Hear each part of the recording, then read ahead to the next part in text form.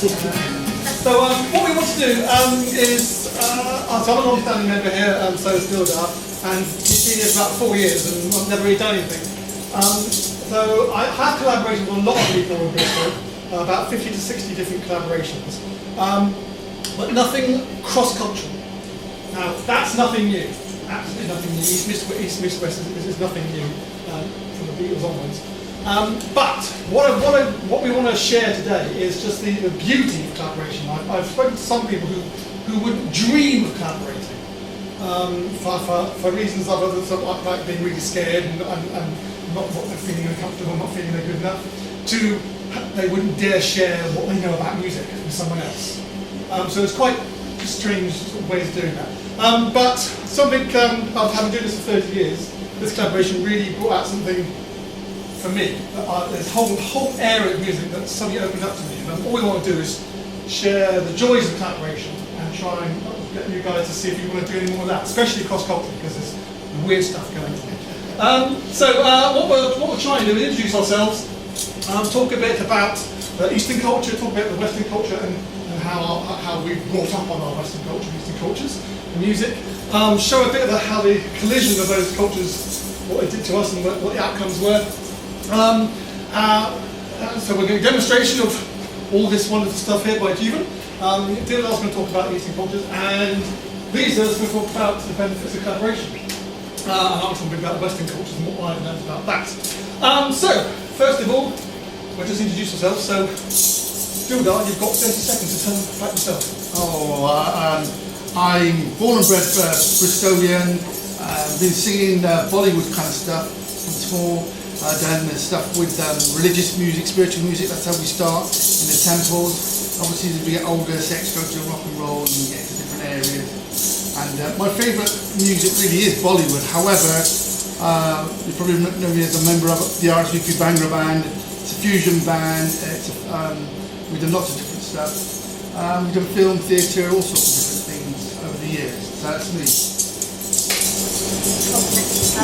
I'm Leiza, also Bristolian, born and bred. I'm actually a chiropractor by day, and I'm very, very lucky that I met this guy when I got back to Bristol with my trade, because he introduced me to collaborating actually.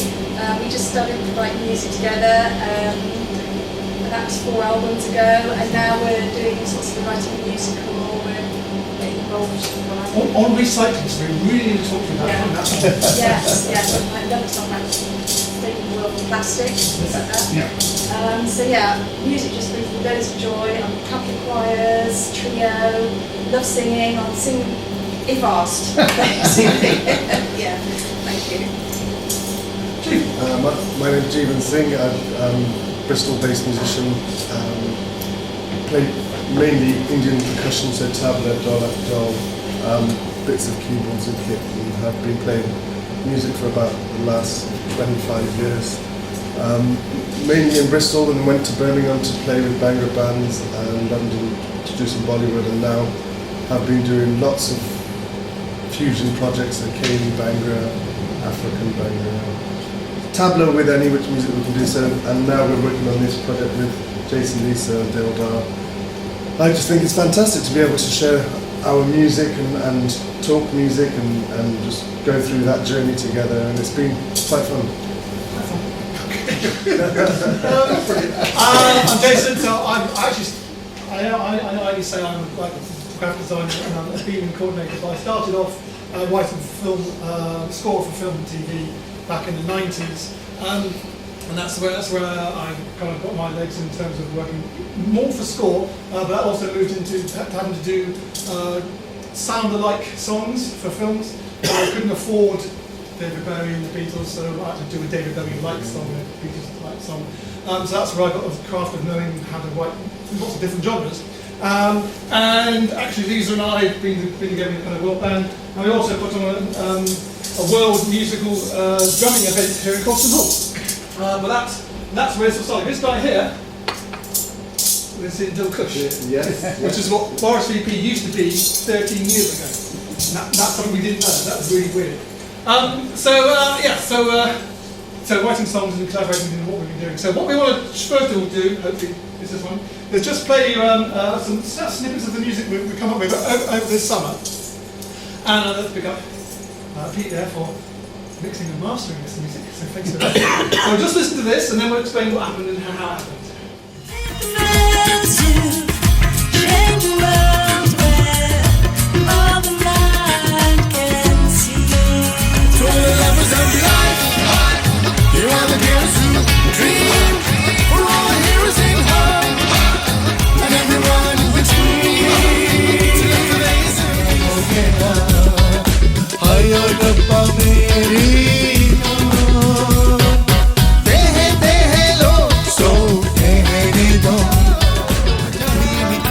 तेरे तूफान न करा नड्डी गिद्ध चिकमाल पे करती तंग रह के अचन मित्रो तंग रह के अचन मित्रो तेरा इतना तो पता There's time for love to end There's a time for a new beginning There's a different song to sing We can change our tune and see what the world is time for love to end There's a time for a new Not here to advertise that. Okay. Right, so that's what. So this is how that happened. Dildar's going to talk about Eastern cultures and music. So there's things there. And I'll carry that because there's too much noise. So the Eastern culture around singing is actually based on melodies. And when I was actually trying to explain to Jason, we work differently. And we have to have a rag, and we need to have a rhythm, and then we'll hang everything on that. So the singing tradition is very different. So for example,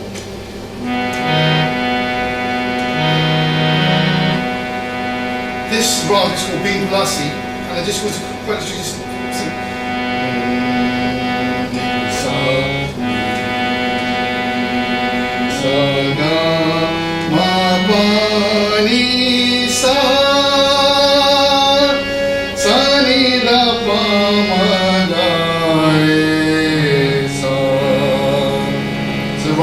And on top of that we lay the rhythm, and the singing is actually done on stories. So for example, a rhythm and a song will be associated. So for example, there's one song which we call Heer. Heere aakhdi jogiya jhoot bole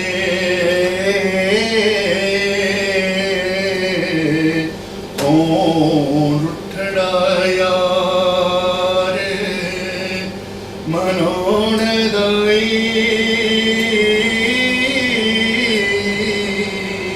Now with the rhythm, if we can do that. That's your cue, I think, Jeevan. It sounds like this. So that's a traditional melody, and that song is a love story about Romeo and Juliet. So the rhythm for that is like cool and calm because it's a love and emotional song.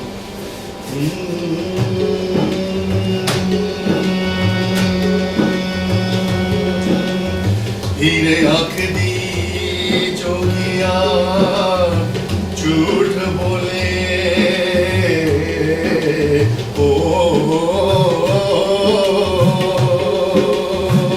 So that's the heer, and it's indicative. So anyone that hear that kind of run up, that's a heer, because it's a story about Romeo and Juliet. Consequently, there's another story about forbidden love, but this is actually the female. She gets her lover killed by her brothers, and this is called Mirza, and the rhythm is indicative of this particular song and this particular story.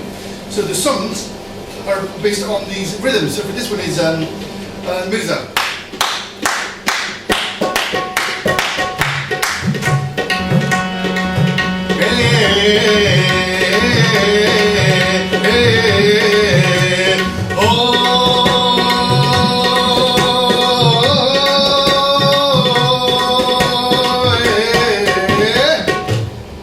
So that's Mirza.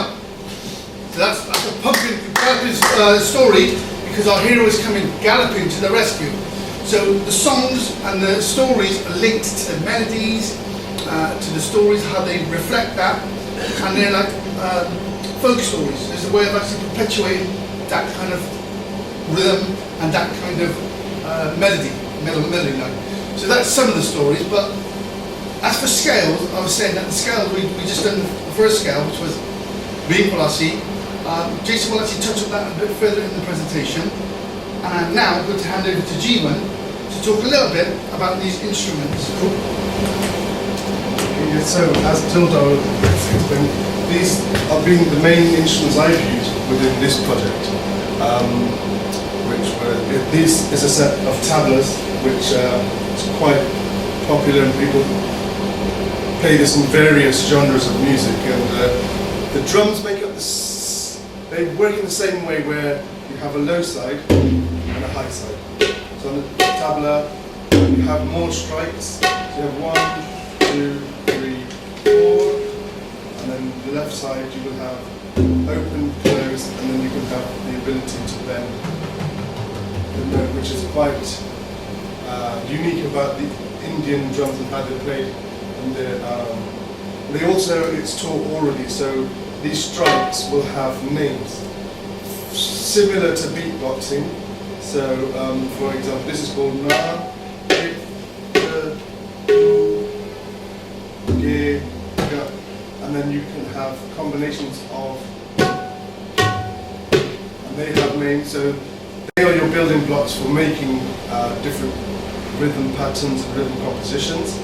So the tabla is very, very, it's an ocean, it's very deep. If you went very classical, people were learning non-stop. Whereas the dolak is more of a folk instrument, and it's a lighter instrument. It has less strikes, but mainly similar, but isn't as resonant.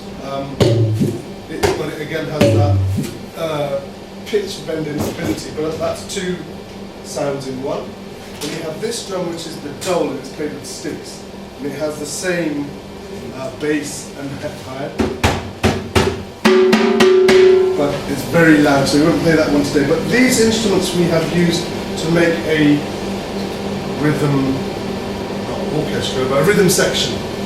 So we started with tabla, and also tabla is a pitched instrument, so we would have to get the correct pitch. It doesn't necessarily have to be the root note, but a note within the scale. And generally a fifth or a first is better, and you can mix the notes. So if for example, the tabla could be D, and the dolak could be A, so they would work, and when they play together, you get different types of rhythmic bounce, I suppose. And the dole adds sort of the spine and the backbone and the beef, and then we use various different hand percussions also. One of the tracks we actually had 2 pitches of tabla on, so we changed, which I haven't done before. I've done various Bhangra rhythm recordings in the Midlands, but that was the first, and it sounds like it. It does sound like it. I think Dildar's explained about the harmonium, but we did also use sarangi in one of the songs, which is a bowed instrument, like an upright violin, if you like, and it has sympathetic strings. You might get to hear an example of it in one of the songs. You can do, yeah. Yeah. A lot of the drums we kind of made, and I think the key thing is that we have for the Western drum kit, we record all at once. yeah, You've got to record every single one separately. yeah, and then match things And match the pitches, Yeah, and match the strikes. But it was very, like I say, we just scratched on it really. There's a lot more to be had. Thank you. That was it. Right, yeah. So our first get together was basically like Dildar saying, "This is how we do our stuff. This is how we write songs," and then there's me going, "Yeah, but this is how I write songs." And for our first 2 or 3 sessions, we couldn't really do anything. We couldn't gel because of our conditioning. I was going to say. So introducing chords. I mean, traditionally, Eastern music don't have chords. If you're a singer, a single note instrument like a sitar or a sarangi or a harmonium, and percussion. And so that was a bit weird for me. So I was trying to pitch some chords to what Dildar was singing, and every now and then it just wouldn't sound right.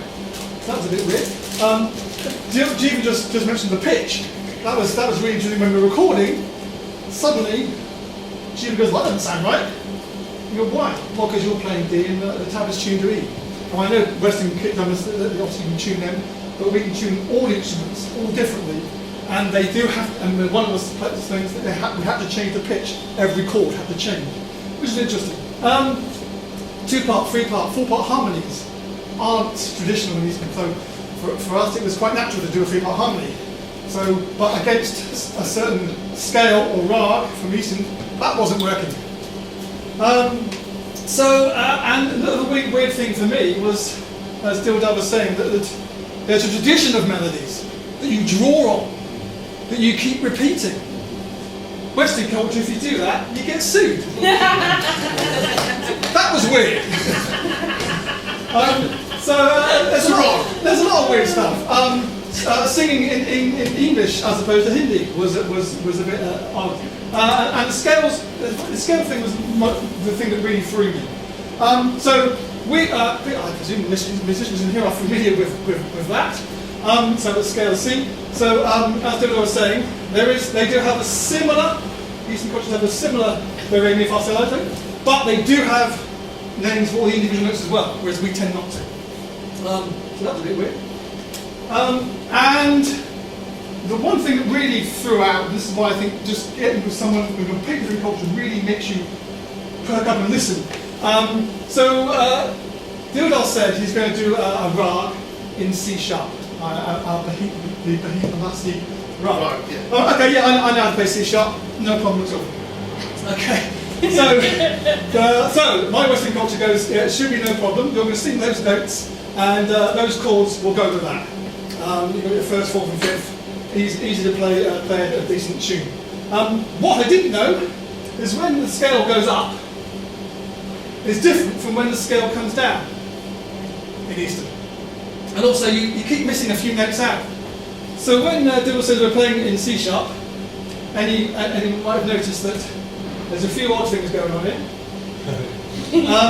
And if any rock and roll musician should know that a flat and third and flat and fifth, seventh gives you a minor seventh. So is that C sharp minor seventh? No, because that should be an A, not an A sharp. So everything I thought I knew wasn't working. And actually I found out a lot more. And this is actually, again, everyone might know that is actually B major. Most notes on the scale of B major. So we started for 4 days working in C sharp. So the fact that brought up weird stuff was the good stuff. And what we had to, so basically we stopped, freed our mind, which is kind of what ZANJEER means, unshackled, and we started again and said, let's forget about what we know. I'm going to say, do not look. When I play that chord, you're going to have to sing that note, not that one. And when Dildar says, well, I'm going to sing this note, so you better change the chord that fits. So that's what happened. And every now and then, for a few days, I go, oh, I'm playing B minor in C sharp, and it's not working for me. But eventually it does, and you find the notes that work. So it really pushed me into just doing something completely different. So that's really what I want to say. Is just like that's what collaboration really does. Leiza, what Thank you. So it's very natural to be apprehensive about collaborating. And I got called in by Jason to have a go with Dildar with this musical instrument I've never seen and chords I've never heard. And in the end, Jason said, look, just go in and sing something. Because it's not working trying to match what Dildar was doing. And it just felt very natural to just have a go. And it kind of worked. And I've written there transferable skills. So what did I learn in that regard? Yeah, just learning about different instruments. I had to be confident I was going to add value and do it my way, as well as learning from what Dildar had to offer.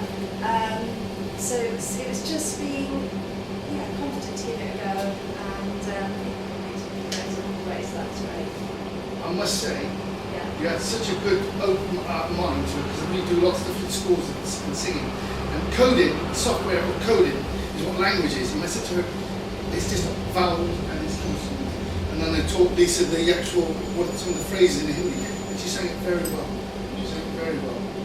So that was what I learned as well. It's great. Try and be as quick as you can. Got time? Oh yeah. Well done. You need to introduce this. Yeah, so this fusion is time for a new beginning. It's metaphorically a time for a new beginning. Not just because I'm over here, but the world is changing. So the world is changing. No shit. Absolutely. So the world is changing. There was a time where many years ago,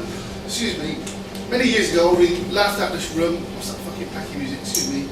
And there's a time where now it's very, very different. People are open-minded to things, you know. And now what we're going to do is go through this song, and where it's actually got "There's a Game," yeah. I'd like you guys to join in because that's indicative of some of the style in music. It's to share stuff, yeah. So when we get over the red bits here, there's a game, and there's a game. So we're going to do this game.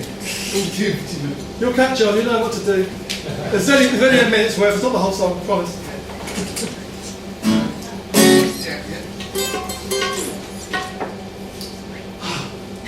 We've had one rehearsal, so it's, it might go okay, it might not.